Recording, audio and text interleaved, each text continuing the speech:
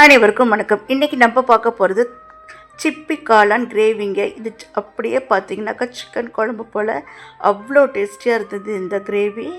இந்த காளானில் பார்த்தீங்கன்னா vitamin A and D அதிக அளவில் இருக்குது. மட்டனோட சப்ஸ்டியூட் கூட சொல்லலாம் இந்த காளான். இது எப்போலாம் நீங்கள் மட்டன் சிக்கன் சாப்பிட முடியலையோ இந்த காளான் செஞ்சு சாப்பிடுங்க. அப்படியே நீங்கள் சிக்கன் மட்டன் சாப்பிட்ட ஃபீல் உங்களுக்கு கிடைக்கும். 1/2 டீஸ்பூன் சோம்பு, ஜீரகம், மிளகு, ஒரு நட்சத்திரப்பூ, 2 துண்டு பட்டை, 2 கிராம்பு, 6 சின்ன வெங்காயம் சேர்த்துட்டு 2 டீஸ்பூன் தேங்காய் சேர்த்துடலாம். சேர்த்துட்டு ஒரு தக்காளி, பெரிய சைஸ் தக்காளி ஒன்று சேர்த்துடலாம். சேர்த்துட்டு இதை ஃபைன் பேஸ்ட்டாக அரைச்சி எடுத்து வச்சுருக்கலாம். அது அப்படியே இருக்கட்டும். குக்கரில் 3 டேபிள் ஸ்பூன் ஆயில் ஊற்றுங்க. 1/4 டீஸ்பூன் சோம்பு சேர்த்துட்டு 10 சின்ன வெங்காயத்தை கட் பண்ணி சேர்த்துட்டு நல்லா வதக்குங்க. ஒரு சின்ன சைஸ் தக்காளியை கட் பண்ணி சேர்த்துட்டு 1/2 டீஸ்பூன் இஞ்சி பூண்டு பேஸ்ட்டு சேர்த்துலாம். சேர்த்துட்டு நல்லா வதக்கிட்டு 1 டீஸ்பூன் குழம்பு தூள் சேர்த்துக்கோங்க.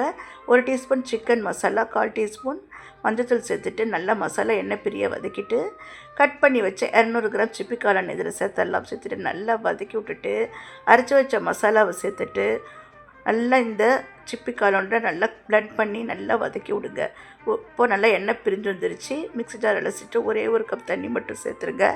அதிக அளவு சேர்க்க வேண்டாம். 3/4 டீஸ்பூன் கல்லுப்பு சேர்த்துட்டு நல்லா கலந்துட்டு மூடி போட்டு ஹையில் ஒரு விசில், மீடியம் டு லோவில் 2 விசில் விட்டுட்டு நல்லா ப்ரெஷர் போனதை ஓப்பன் பண்ணுங்கள்.